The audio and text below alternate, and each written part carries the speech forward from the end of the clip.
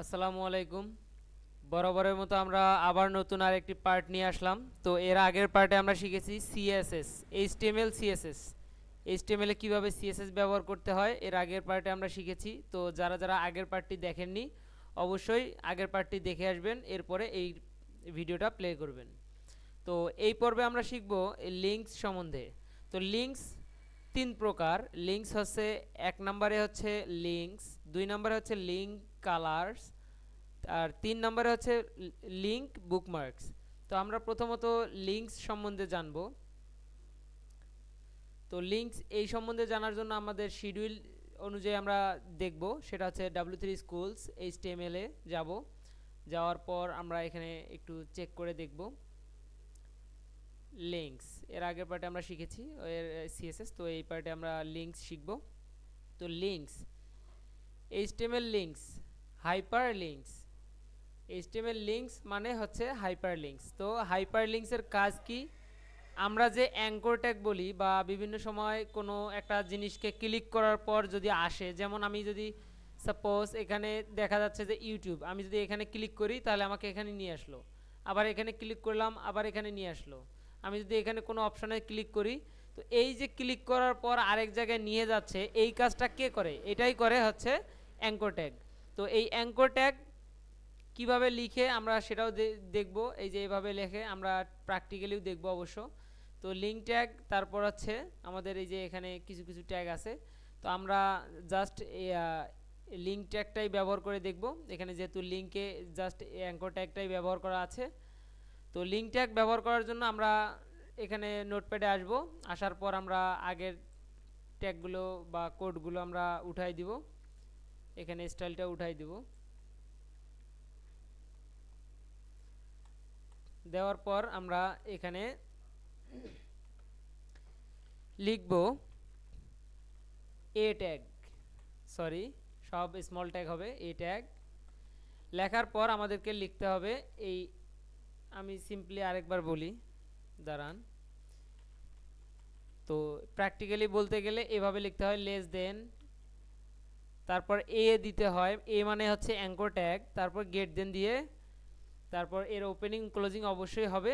তো আমি এটাকে লিঙ্ক করার জন্য আমি এখানে মাঝখানে একটা লেখা লিখব। সাপোজ লিখলাম হ্যালো ভাই, এটা লিখলাম। লেখার পর আমি যদি লাইভ করে দেখি কি আসে, দেখা যাক। এখানে একটা সিম্পলি একটা টেক্সট আসছে, কিন্তু আমি এখানে ক্লিক করলে কোথাও যাচ্ছে না। এটাকে ক্লিকেবল করার জন্য আমাদেরকে কি করতে হবে? এই অ্যাঙ্কর ট্যাগকে একটা রেফারেন্স দিতে হবে, যাকে বলা হয় হাইপার রেফারেন্স।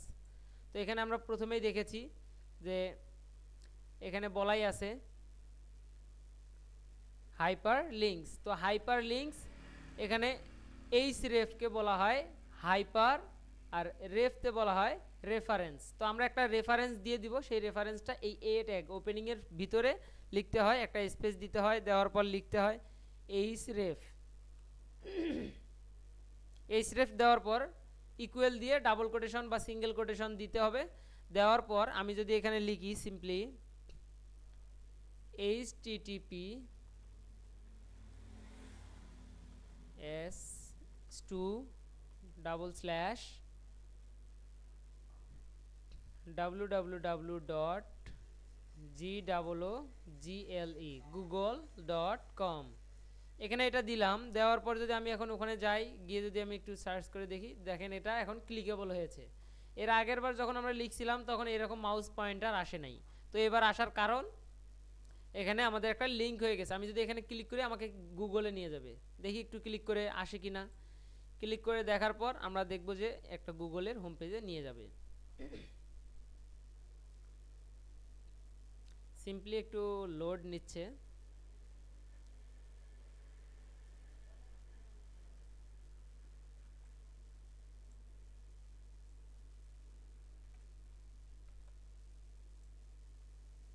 দেখেন আমি এখানে ক্লিক করলাম, সরি, এখানে ক্লিক করলাম আর আমাকে নিয়ে যাচ্ছে গুগলের হোম পেজ। ঠিক আছে? তো এই গুগলের হোম পেজে নিয়ে আসার একটাই কারণ, আমি যে ওখানে বলে দিছি যে তোমার ভিতরে একটা হাই রেফারেন্স আছে, হাইপার রেফারেন্স আছে, তুমি এটাকে ধরো এবং ওখানে চলে যাও। তো যখনই বললাম চলে যাও তখনই ক্লিক করার পরে ওখানে আমাকে নিয়ে যাচ্ছে। তো এটাই হচ্ছে মূলত লিঙ্কস। আর এরপরে আমরা আরেকটা জিনিস দেখব, সেটা হচ্ছে লিঙ্ক কালার্স। এই লিঙ্ক কালার্স এটা আমাদের প্রয়োজন হয় না, এই জন্য আমাদের এটা যখন আমরা সিএসএস শিখবো তখন অবশ্যই শিখবো, এখন আমাদের প্রয়োজন নেই। আর আরেকটা হচ্ছে লিঙ্ক বুকমার্কস। এই লিঙ্ক বুকমার্কসটা আবার কি? সিম্পলি এটা দেখার জন্য আমরা এখানে চলে আসলাম। আসার পর এটাতে দুইটা জিনিস ব্যবহার হয়েছে, আমি যেটা দেখিয়েছিলাম এইচরেফ।